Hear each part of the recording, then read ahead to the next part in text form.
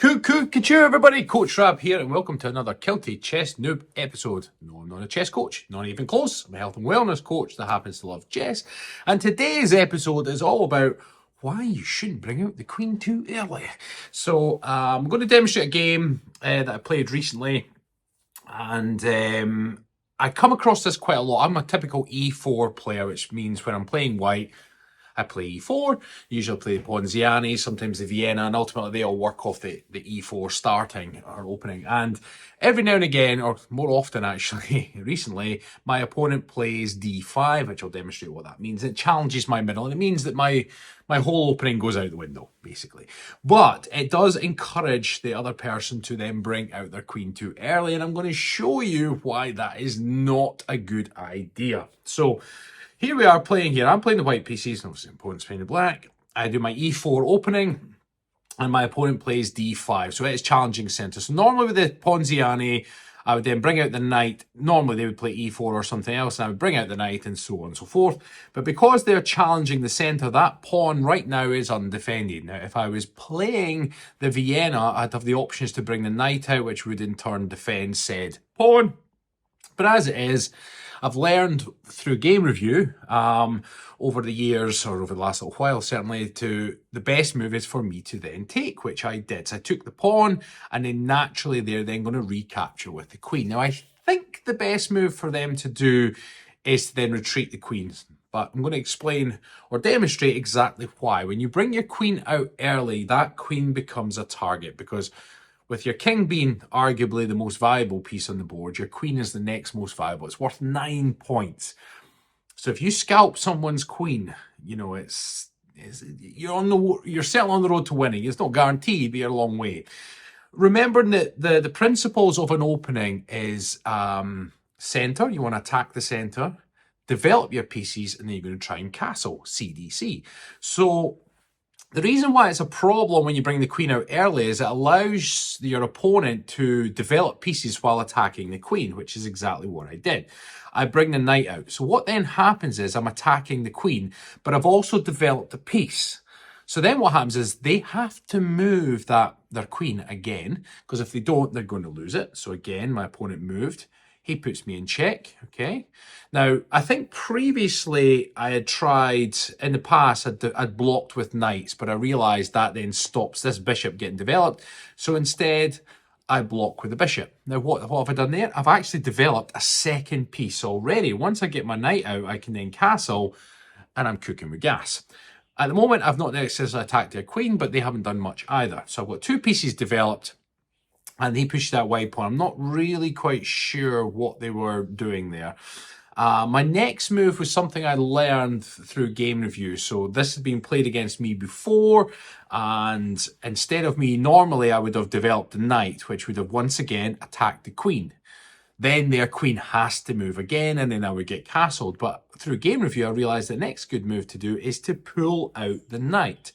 Now, you see this isn't attacking anything just yet, but it is putting pressure on that c7 square, which forks the king and the rook. Now, at the moment, it's defended by the queen, so a lot of times people aren't going to worry too much about it, but I had a plan in place for that. He develops the knight. I then brought the knight. Now, game review wanted me to push the pawn, but I brought the knight out and it attacked the queen again. Now, what I'm trying to do is to get that queen off this diagonal. So because this queen defends that slot, and that's what I was going for. I was trying to get that fork in the center. So this knight attacking the queen gains a tempo. Now, if you look, they've only developed one piece and a pawn. I've now developed three pieces, and they're forcing them to move the queen again. They have to keep moving the queen around, otherwise they're going to get bingoed. So he pulled the queen down. Now, it's still on that diagonal, which is a little bit frustrating, but I have developed a few pieces. So the next move I went with was pushing the pawn. Now, again, I'm attacking the center, but what it also did, once again, it unleashed my bishop with a discovered attack on the queen. So guess what? They have to move their queen yet again. So look, I'm developing all these pieces, gaining space, and their queen's something to run around the board trying not to get hit. So eventually they moved their queen into the center, which pulled it off this line. And from that position onwards, I was then able to jump in with the fork, which because it puts him in check, he has to move the king, and then I can bingo the rook, which happened there. Bingo the rook. He pulled out his bishop after that. Now, I see what he was planning here. So obviously he was coming down into this diagonal. There was a lot of pressure coming in, backed up with the bishop. Now, don't get me wrong. From this point onwards, I've got a good, strong position. I miss a few early things because I am just a noob. But I'll show you how I was able to bounce around the board and then cause him problems. So after that, I pulled the knight out, once again attacking that queen. I was also having eyes on this square for another fork of the other king and rook. So again, from this position here, I was thinking, you know what? Fine. Now, what I thought my opponent would do is be to jump down with the queen, which would have put pressure on the knight, but he went the other way. So I thought if he'd gone this way, he would have taken my pawn and put pressure on the knight. But I figured if he'd done that, I would have jumped in anyway for the check. You know, he would have then moved wherever. I would have taken the rook. So I'll just showcase that one. So if I jumped in here, well, I don't think it's going to let me do that. I just moved in. If he took this, my goal was to jump here. So let's just say takes. If he took, I was willing in this situation to, and I wasn't sure here whether take, or maybe it wants me to do that. I was willing to trade the queens by that point because he would have been 2 rooks down and, you know, would have been cooking with gas, if you like. So that was, I calculated that I wasn't concerned if he'd gone this way, but as it turned out, my opponent went the other way. Now, from this position here, he was threatening my queen and he had backup. Now, sometimes there's a phrase I've been learning, it's to take is a mistake. And sometimes in these situations that would have been, because had I taken here, he takes, and then I don't really have much of a follow-up, right? So I was like, right, I don't want to be doing that.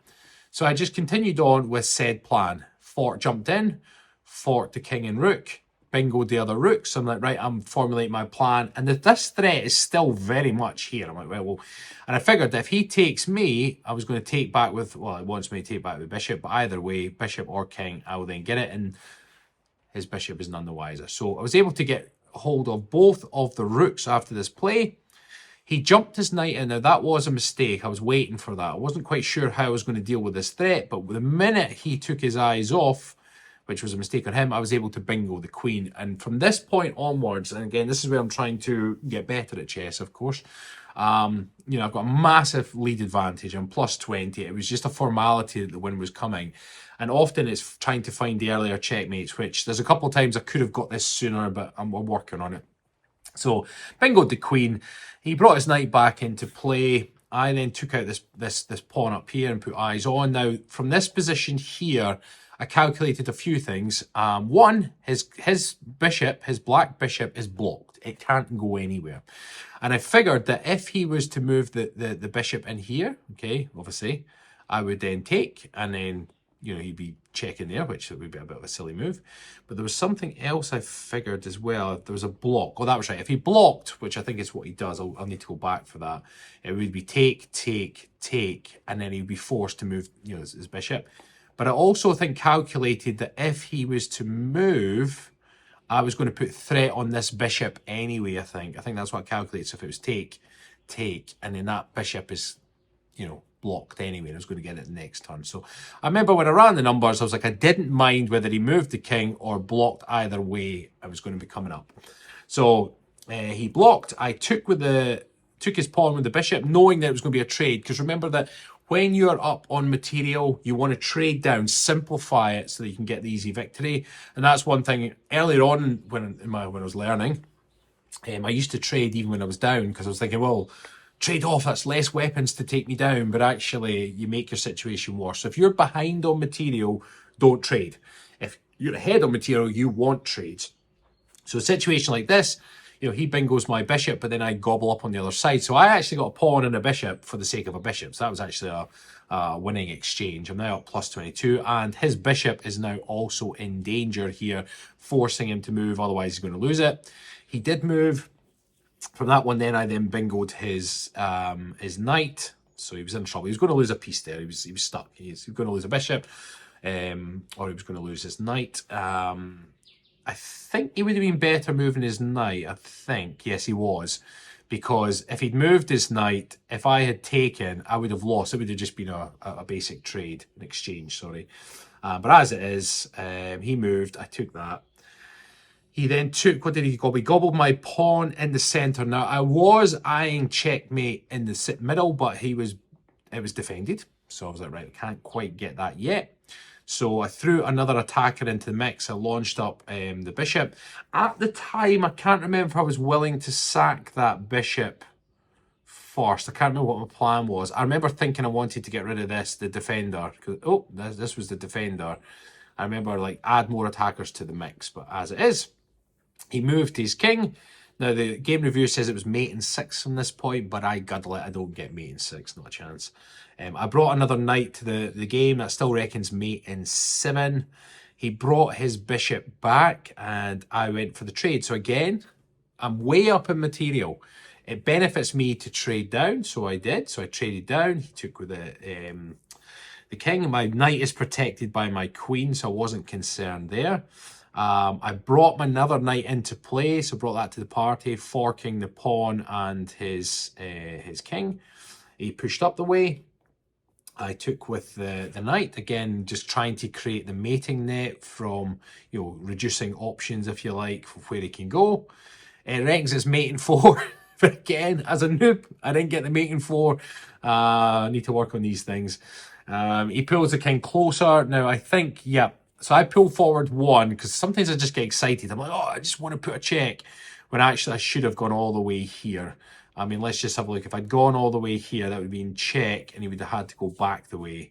Yeah, because he couldn't go, he couldn't go anywhere around here, could he? So he'd have to, he would have to go up the way. And then it would have been, where's the mate? Yeah, that's the checkmate there, right? Yeah. Wow. Didn't see that though, right, did I? Right, so anyway, as it turns out, I went there. He ran up the way. I put the check up behind. He blocked. At this point, I was still losing sight of how I was going to convert this. It was directly mating 5, so I thought, right, I'll bring another piece to the party. I castled. He pushed a pawn. I brought the rook into play. I was actually going for a bit of a discovered check somehow. I think I was going to jump this way, but as it is, he moved the king. Gobbled up that rook, knight, because when he moved his king away, he obviously spotted there was that coming. But when he moved away, he was no longer defending that, so I was able to gobble it. Jumped in. He ran away towards the corner, and I got my check there. He ran, and then checkmate in the final. So anyway, I need to work on those. I'm going to study more about mating nets and all that kind of stuff. But it's a long way of saying, if we go right back to the beginning, from the very, very start, bringing that queen out early becomes a target. And from that position, so the target with a knight, you're then forced to move. So apparently that's the book move to move. But then your queen just constantly becomes a target. So like I say, the old way I used to do it was jump in again and make it move again while developing pieces. But oh no, I can't actually, because it's in check. But regardless, it's developing pieces and giving your opponent the runaround. And if you bring the queen out, it becomes an absolute target. Now, there are some situations where bringing the queen out early can go in your favour, things like Scholar's Mate and whatnot. But in this situation, and all these cases I've ever played these games, it always goes against the person pulling out. And then it just becomes a fun little game for me. I'm just chasing. It's like cat and mouse. It's like, how can I develop more pieces and give you the runaround? There's another runaround. Okay. How could develop again? Push the pawn, give the runaround. Okay, force the queen to move, then causing problems. And then it just becomes just a big pickle in general for taking pieces. So, long waffly way of saying, try not to bring your queen out early unless you have a solid plan, something that's backed up, and you're going to either win an exchange or sometimes bringing the queen out early in order to exchange queens for whatever reason. Because one of the things, I've never had this confirmed yet, but one of the things I've been looking into is, so there was one of the top guys I follow made a comment about once the queens are off the board, the risk of getting checkmated on the back rank is less, right? So I was like, oh, that's interesting. So if you hadn't castled yet, you get the queens off the board. Sometimes an active king in the centre can be a positive thing. So some of these positions I've been playing, particularly with the Alpin and even Ponziani to some extent, but certainly the Alpin Masters line, leads to a kind of exchange of queens early on before you've even castled. And sometimes it's like, right, okay, if you lose your castling rights, your king's going to be in the middle of the board, but that's not necessarily a bad thing. But in this situation, bringing your queen out early, it just becomes a target. and you've got to know the best places to put that queen in order to keep her secure and still get attacking options. Because if your opponent is developing pieces and attacking your queen and you're too busy trying to get your queen to safety, you're not developing, and you can end up in a position, if we just pull it back to here, when before I did the final jump, before I did that final jump, I've got 1, 2, 3 pieces developed. I'm ready to castle, and my opponent look at all the pawns on opponent's back line. I mean, I know this pawn was a mistake, but they've got their queen out, their knight out, and a pawn. And they're not quite castling yet because they'll need to move another pawn to get one of these bishops out, or, get the knight out and move that bishop. But they're still a few moves away from even developing a castle or getting themselves in a position to castle. So there you go. So don't bring your queen out early unless you have a solid battle plan what to do with her, and be mindful whenever you do, because it becomes a target. Thank you as always. Please like, comment, subscribe if you enjoyed this. My journey continues. I think I'm getting better. I think a couple of weeks back I said I was playing some terrible chess, and what I identified was, at that point I was doing a lot of drills to master these different openings to get better. And when you practice the drills so often and you rehearse them, you go a lot quicker at them. So I'd load up my computer and bish, bash, push, 100 miles an hour to get the drills done. I'm all proud of myself because the software that I use on Chessly gives you perfect drills and you do it really, really quick. I was trying to beat my time. And what I found was I was then going into games and trying to play 100 miles an hour. And I was like, no. You need to just slow it down, Rabbi boy. Slow it down. And ever since then, I've turned the corner. I think I've leveled up again slightly, where I'm able to just take my time and see things a bit more. So, and I am exploring a few different openings now. And I found that as you explore different openings, it teaches you little tricks. And those little tricks you start looking out for in a game. So I think overall, I'm gradually improving. I'm Noob +1 or Noob level 2. We're getting there. We'll get there. So thank you again, as always, and see you in the next episode.